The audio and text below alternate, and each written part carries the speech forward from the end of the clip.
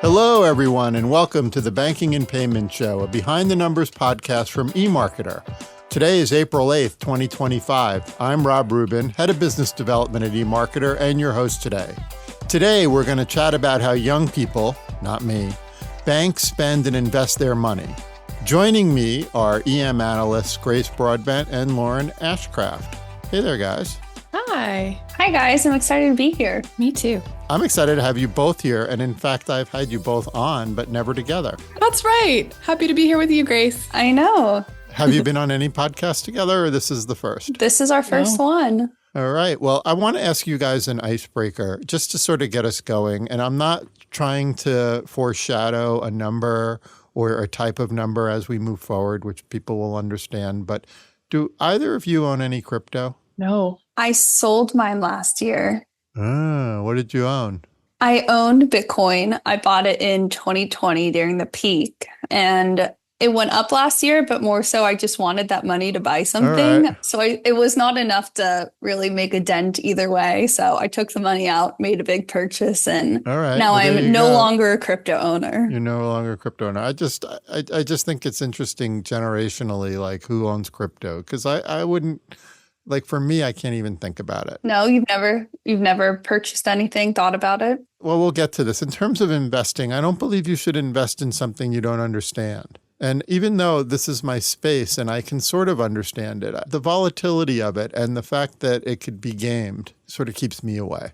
Also, it's to get a whole Bitcoin at this point is really I know. expensive. You get a house. Yeah. I owned 0.00001, I'm pretty sure. Awesome. So I didn't want to foreshadow anything about this episode. So I want to jump in today because we're going to be doing something different, and I'm super excited about it. Today's podcast is Story by Numbers meets For Argument's Sake. Typically, in a Story by Numbers segment, I pick a number on a topic, and then we discuss it. And then For Argument's Sake, we argue nicely about the topic. Today, each of us has come prepared with three numbers that reflect what we think represents how young consumers, again, not me, bank, spend, and invest. So let's see how this goes. I'm going to choose Lauren first because we're going to go with banking. Lauren, what number do you think best reflects how young people bank? I went with the number 13, and here's why. There are 13 factors that U.S. Gen Z banking consumers consider before choosing a new bank, with the top factor being ATMs near them, because they do rely on cash more than other generations. And then the bank's reputation, the branches near them, which is interesting. They do care about being able to go to a physical branch, fraud prevention, customer service, the fees, interest rates for accounts, banking mobile app quality, discounts, incentives, awards.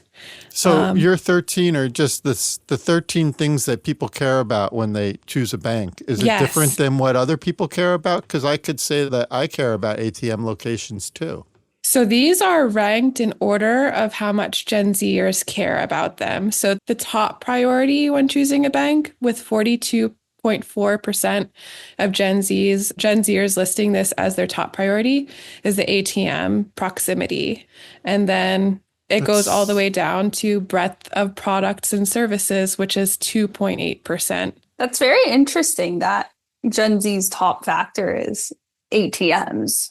That's They're what really I thought. supposed to be It's the not even the digitally. 13 number. That's the number to me that's so fascinating right now is ATMs, especially with my number, which was 60% use mobile banking. Interesting. You know what? I think because everything's so digital these days, there's been sort of this backlash in going anti-digital for certain habits, and they save by putting wads of cash into envelopes. It's called cash stuffing, and that's also like one of their budgeting tactics. So they really do care about being able to get their hands on cash. Cash stuffing, wasn't that a trend on TikTok that It was. influencer started? I absolutely never heard of exactly. this. Is it like stuffing cash in a mattress, like literally old fashioned? Yeah, except it's like envelopes that say like for food or going out. Yeah. So when the burglars come, they can find it super easy. Totally.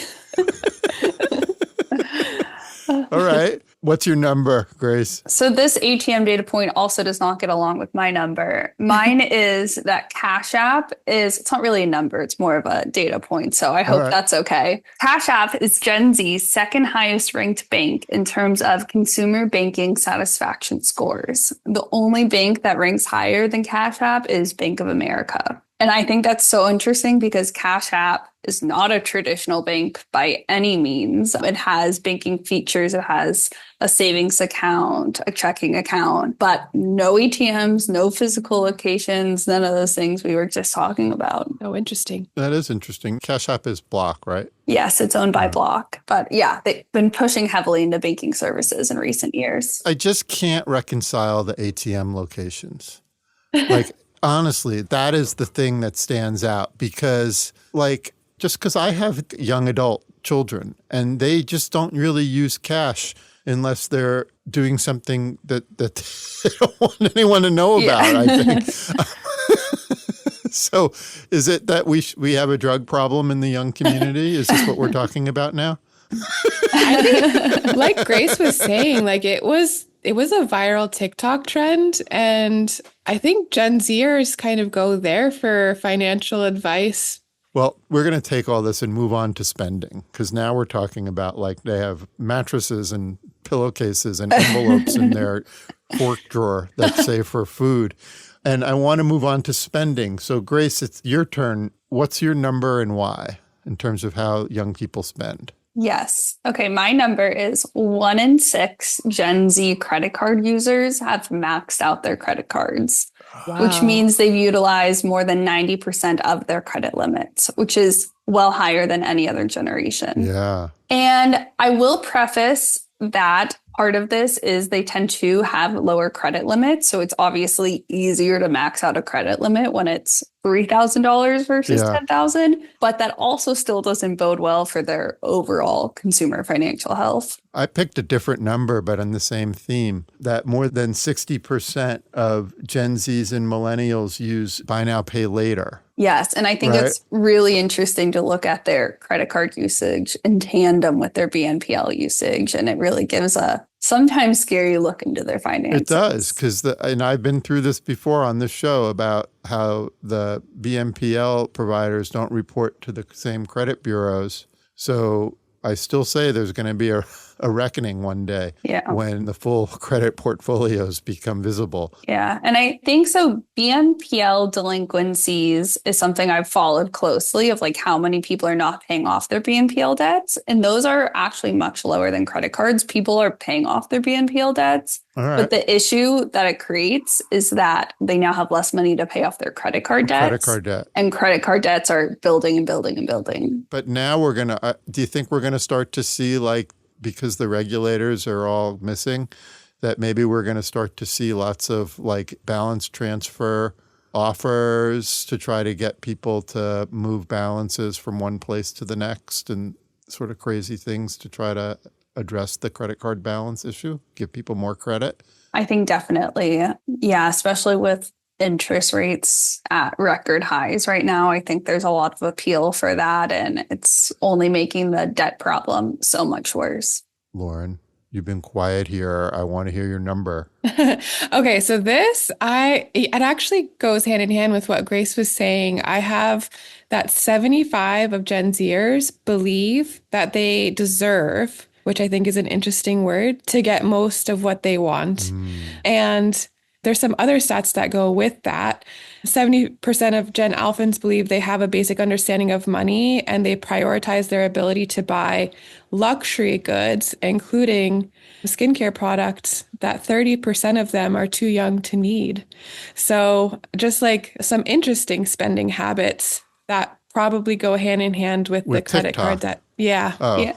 I was saying And TikTok. TikTok and growing credit card balances. But yeah, I think especially the TikTok it's kind of the fear of missing out aspect of they really want to buy what they see others buying. And we've also in terms of credit card spend, one of the top spending categories is always travel and experiences for this generation. I mean, it kind of goes hand in hand to that they want these crazy experiences. They want to travel. They're not as much focused on saving money. They want to spend and experience life right now. We are headed for a big wall. I'm telling you, and we're moving quickly. Like, there's going to be a reckoning if all these credit card debts and the perspective, this sort of an entitled perspective from from where I sit, of young people saying that they deserve all these things. And I don't think that it's entitlement. I think it's the messaging that they're getting. Yeah, definitely that FOMO from social media. And a lot of it also is a lot of this generation was stuck at home during COVID years, and it is the quote unquote revenge spending. And that was supposed to only last, revenge spending was only supposed to last like a year. I thought that was like if you broke up with your partner, that was the revenge spend. Well, that could be another form of it as well. No? But revenge spending is what they were calling the post-lockdown era, where people were spending crazy on travel and concerts and experiences because we couldn't do that for a couple of years. Is that revenge or just pent-up demand? It's pent-up demand, absolutely. Right. But because revenge is like when you break up with someone, but you still have this, they still get your credit card bill. And you go out and you're making an Amazon purchase on your ex's credit card. Or you buy a lot of shoes. You keep that Netflix login. Netflix will work that out. True.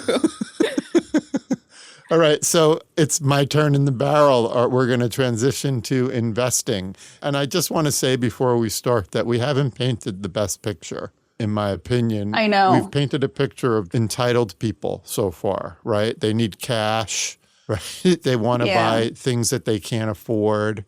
And now we're going to get to investing. And my number is that, and this is sort of funny, I think, given as what we've been talking about, is that a study found, the Standard study found, that Gen Z's biggest financial priority, 79% said that it's saving. Yes. So here, it might relate to they think they're saving money by putting it in envelopes and making it easily accessible for themselves. That usually is not the best approach, but at least it's something. It's like you could say maybe they're trying. But I find it hard to believe that they're trying to save money, given that they've been racking up these credit card debts and things like that.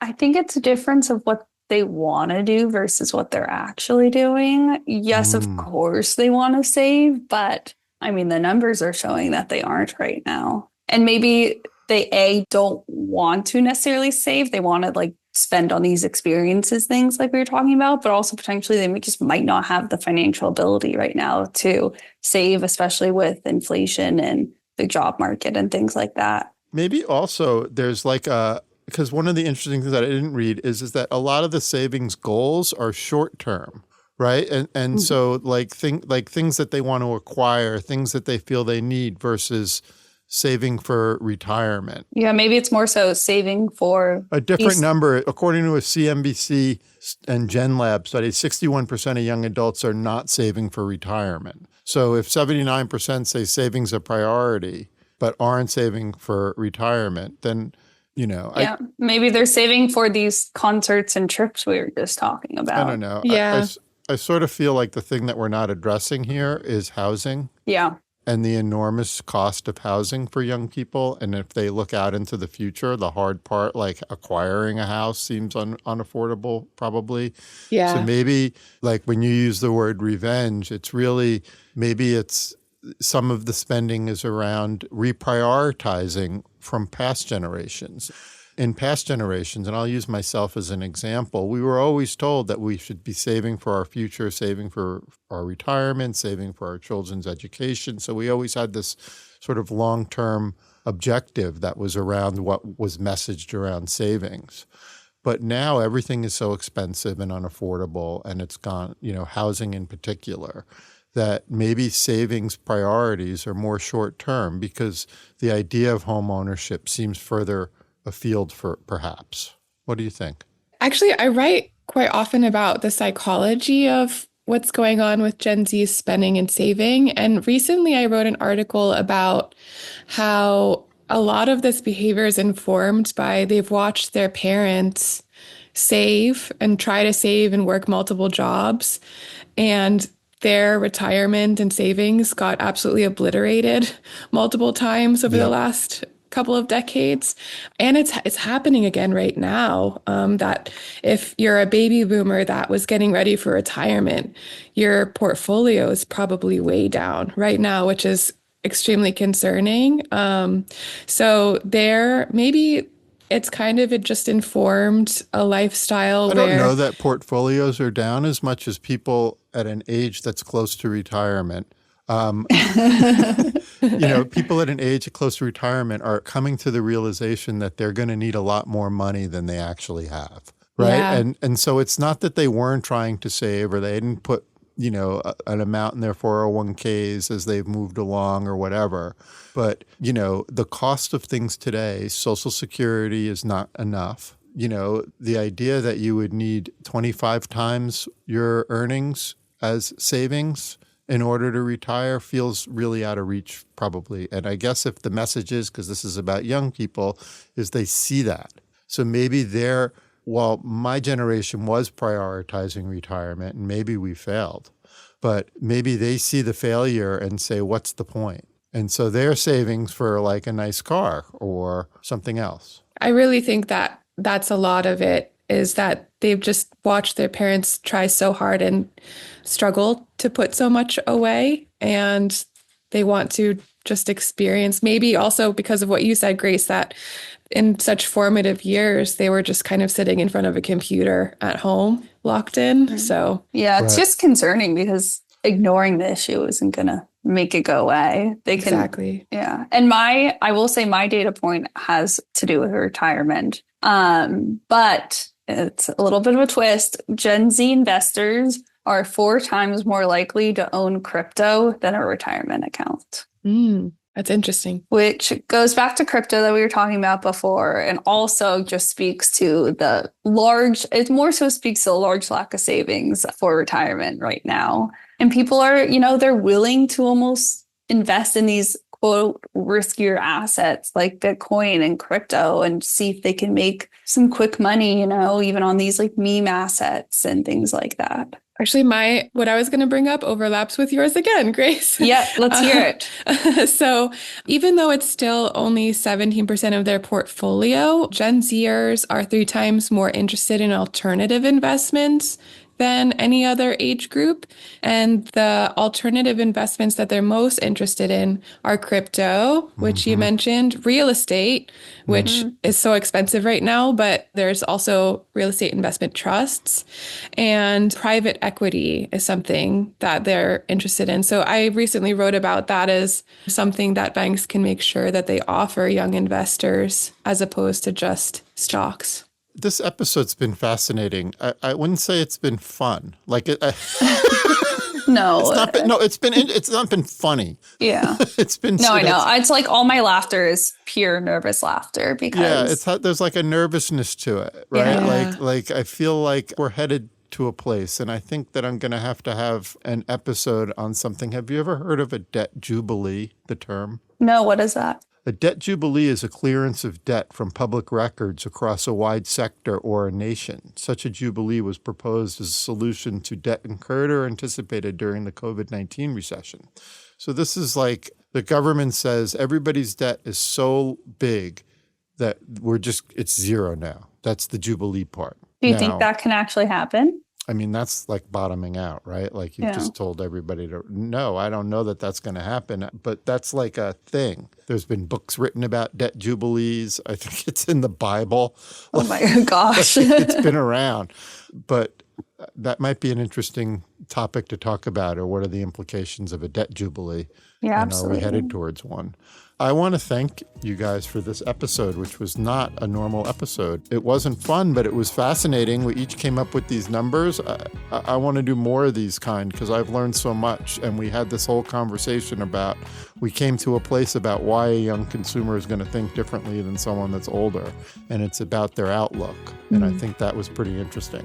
Thank you guys for today. Thank you. We'll try to be more uplifting. Yeah, next next one's going to be funny. We're going to have many laughs in the next one. I don't know if Deck Jubilee is the laughing one, but we'll have to We're going to make it funny. I know. Whenever you said Jubilee, I was like, that sounds fun. It sounds amazing, right? It's such a fun name.